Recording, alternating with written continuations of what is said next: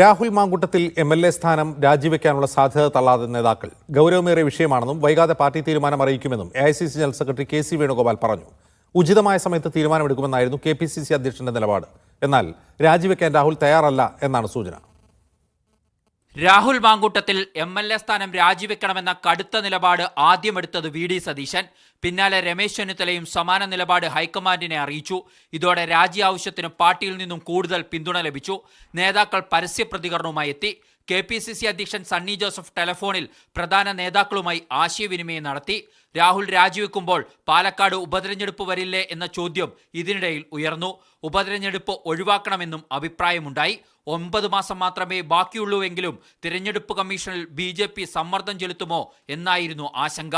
ഇതോടെ ഉപതെരഞ്ഞെടുപ്പ് സാധ്യതയുണ്ടോ എന്ന് നിയമപരമായി പരിശോധിക്കാൻ തീരുമാനിച്ചു. അതിനുശേഷം അന്തിമ തീരുമാനമെടുക്കാമെന്നാണ് ധാരണ. ഉപതെരഞ്ഞെടുപ്പ് സാധ്യതയുണ്ടെങ്കിൽ രാജി ഒഴിവാക്കി പാർട്ടിയിൽ നിന്നും മാറ്റി നിർത്താനുള്ള പ്ലാൻ ബിയും നേതാക്കൾ തയ്യാറാക്കിയിട്ടുണ്ട്. ഇതിനുശേഷമാണ് രാജി സാധ്യത തള്ളാതെയുള്ള നേതാക്കളുടെ പ്രതികരണം. ഞങ്ങൾ മുതിർന്ന നേതാക്കന്മാരുമായിട്ട് ഞാനും പ്രതിപക്ഷ നേതാവും ആശയവിനിമയം നടത്തി. ഉചിതമായ തീരുമാനം തക്ക സമയത്ത് ഉണ്ടാകും. രാഷ്ട്രീയകാര്യ സമിതി യോഗം മറ്റും കൂടും.